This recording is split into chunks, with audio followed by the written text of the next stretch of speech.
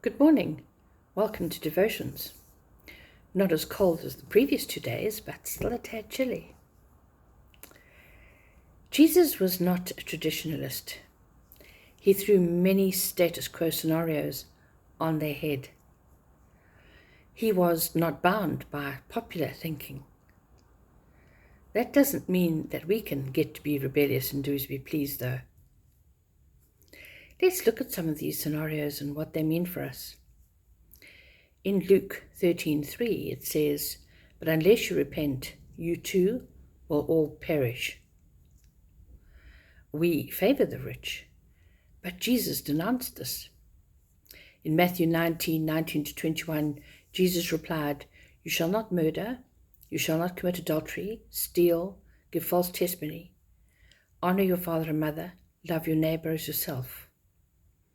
All these I have kept," the young man said. "What do I still lack?"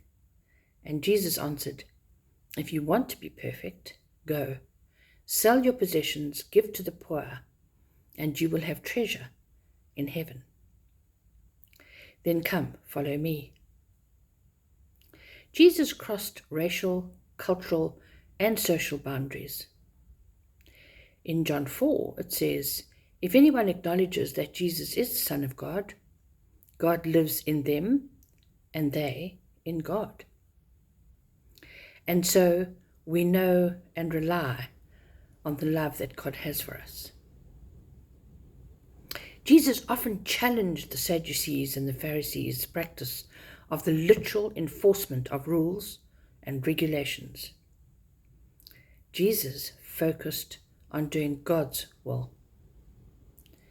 Should church laws become our focus, or should we concentrate on the purpose of the church that Jesus left behind when he left? Shouldn't we be less concerned about doctrine and more concerned about duty?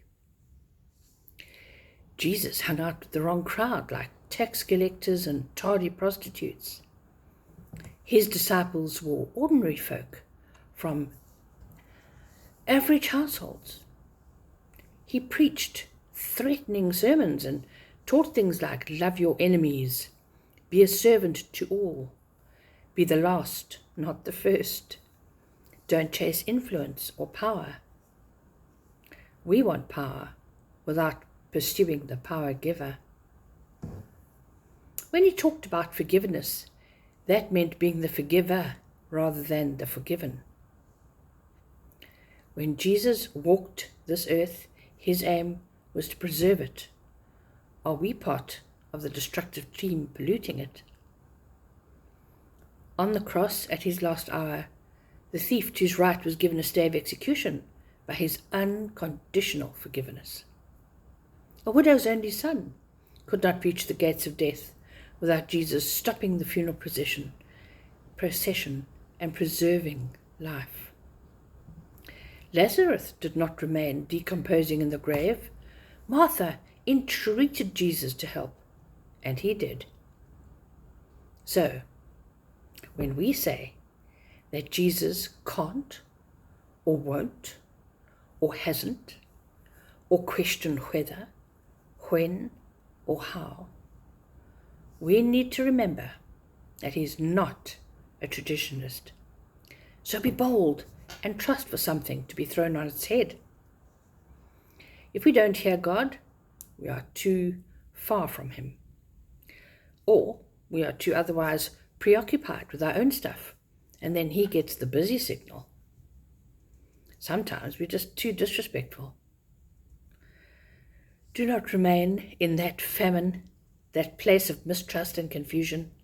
Step out into the valley of lavender bushes and orchards filled with fruit, and know that you can trust him when you can't trace him. Be ready. Have a lovely week and see you soon.